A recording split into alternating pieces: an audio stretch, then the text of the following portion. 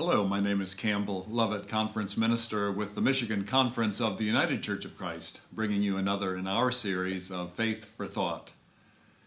Each year I receive from the United Church of Christ a resource about our statistics for the previous year.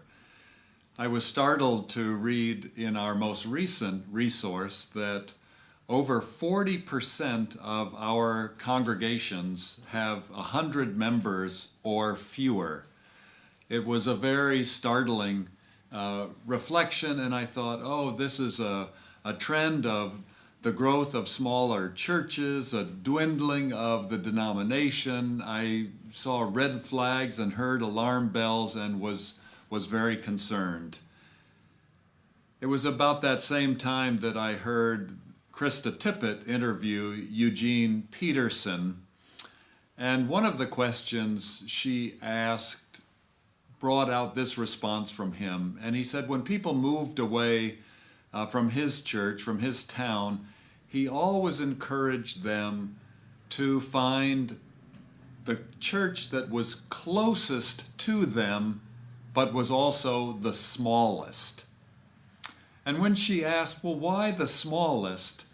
Peterson's response was, because it is in the small churches where you have to deal with people as they are. And you've got to learn to love them when they are unlovable. For me, that became such a wonderful assessment of the small church, that it has this very important role in helping our people to love one another. So perhaps the United Church of Christ, as more of our churches become smaller membership churches, we have the increased effort of learning to love one another even when we are unlovable. And I believe in this day and age, in this time for us, what a great mission this is, to foster love, to foster a hopeful vision for the small church, learning to love people as they are and being together in community.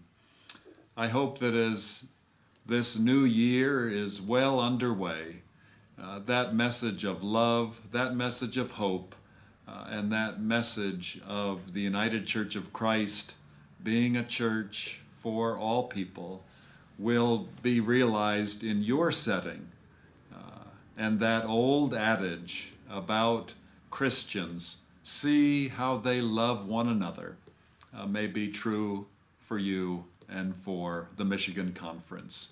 Thank you for joining me for another Faith for Thought.